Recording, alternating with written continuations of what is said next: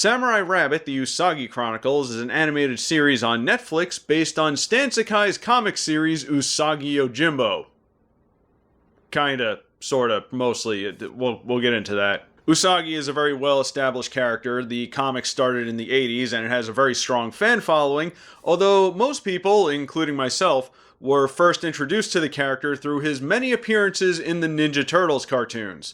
In fact, he has appeared in 3 out of the 4 current animated Ninja Turtles shows. Do you think he's going to show up in Rise? Somehow I doubt it. But fans have been wanting Usagi to have his own animated series for a very long time, and really, why not? Because the comic lends itself to it, and his appearances in the Ninja Turtles shows are some of the more popular episodes, so it feels like it was inevitable, but it just never happened for some reason. There were some attempts. There was an attempt to adapt Space Usagi, which is a spin-off of the main comic series. I talked about it in a previous video. Unfortunately, it never got past the pilot phase. But it was announced in 2018 that there would be an animated adaptation on Netflix, and it finally came out in 2022. Incidentally, I did want to read the comic in preparation for this review, but then I remembered there's a lot of it, so I didn't. So I'm mostly going to be going by memory and by a few things that I had to research. All you really need to know about the comic is that it has anthropomorphic characters and it takes place in a setting similar to feudal Japan. So there's a lot of Japanese folklore and samurai and action and fighting. And a lot of it was inspired by a lot of Japanese cinema, like the works of Akira Kurosawa. Also, there's dinosaurs, because comic books. However, aside from at least being able to recognize Usagi Yojimbo, it's not really required to have read the comics, because this is not quite based off the comics, I don't think. I'm not sure if this is the same universe or if it's a different continuity. It's kind of hard to tell. But this is actually a show that takes place far in the future from when the comic takes place. I don't know exactly how long. I could have sworn they mentioned it was like 1,000 years in the future, but I'm not entirely sure if that's accurate. But it's about not Usagi, but one of his descendants. So instead of Miyamoto Usagi, we get Yuichi Usagi. And it's interesting that this is the future because it kind of doesn't look like it most of the time. It just looks like an old Japanese city, but as we explore the world a little bit, we see stuff like hover cars and construction robots, and there's an arcade that the characters go to in a couple episodes. The reason why they have all this is because of the Keystone, a giant crystal of immense power, which is how they get the power to the city and have all this advanced technology. It also imprisons a bunch of yokai, which our protagonist dumbass releases and he has to put back. So a good chunk of Season 1 is Usagi and his newfound, mostly reluctant friends have to capture a lot of the yokai, or at least prevent them from causing trouble. And if you like yokai, you're going to really like this, because you get all kinds of the wacky monsters you'd expect from Japanese folklore. Hey, Gaijin Goomba might like this show. There's also a subplot about how Miyamoto Usagi, the original, was apparently a traitor at one point, and because of that, people kind of treat Yuichi bad, and there's literally like dartboards with Miyamoto's face on them that they throw darts at, and it's become kind of a problem for him. And over time, we get to see what really happened there.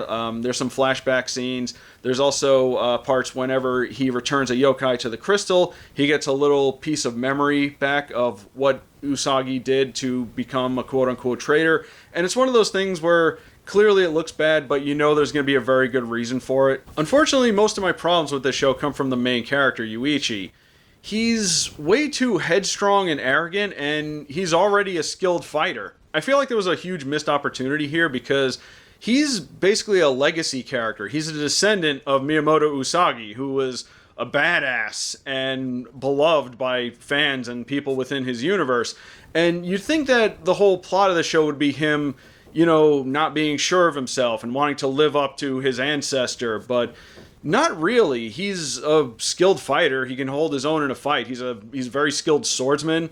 And I think that's the problem. I think he needed to be worse at that. Like, you'd want to see someone like him grow and change and, you know, live up to his ancestor. But we don't really get a whole lot of that. In fact, there was a plot point at the beginning of this show where he had to go into the city and find a sensei. Why? Why? To learn when to not fight? I mean, that's fine and all, but I really don't feel like that was enough. It's not that he's a terrible character either. He's fine. He's not overbearing. He's not annoying or anything. It's just that he's kind of dull. Like, there's not a whole lot of room for growth for him as a character. You want a character like this to be downgraded so that he's, again, unsure of himself. He wants to live up to the original Usagi, and we're going to see his progression to achieve that. And it's unfortunate because this is now an instance where a lot of the side characters and supporting cast are way more fun or interesting than the main character. The other problem I have with this, unfortunately, is the animation of the fight scenes, because they're very slow, and you think that this being a CGI show, they can motion capture or do some fun things with the animation and the movement, but no, they just look kind of awkward when they're swinging their swords at each other. I mean, compare the show to something like Clone Wars, which had some really good fight scenes that were exciting and fast, despite the show, being 15 years old and is kind of outdated now. But in that regard, I think it worked out a lot better for that show. God, Clone Wars was 15 years ago. Jeez.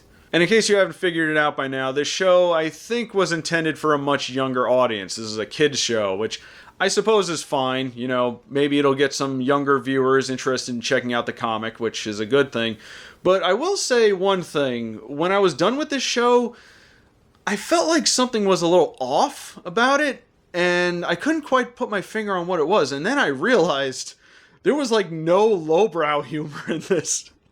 At all. If anything, it was minimal at best. But that was kind of shocking, because it's one of those things that feels like it's expected for a kid's show, but no, they didn't even go there once. Again, maybe they did once, but it kind of flew by me. But it's just weird to see a kid's show nowadays that doesn't go there. Hell, He-Man and the Masters of the Universe, the CGI one, went there a couple of times, but not this show. I mean, I wonder why. Maybe, I don't know, maybe Stan Sakai was involved in it somehow. He wasn't listed in any of the credits, but maybe they used him for consultation or something. But I like to think in my head canon, the writers are talking to him and they're saying, oh yeah, this is going to be funny. And at some point he just pulls out a sword and just stabs it into the table and goes, no fart jokes.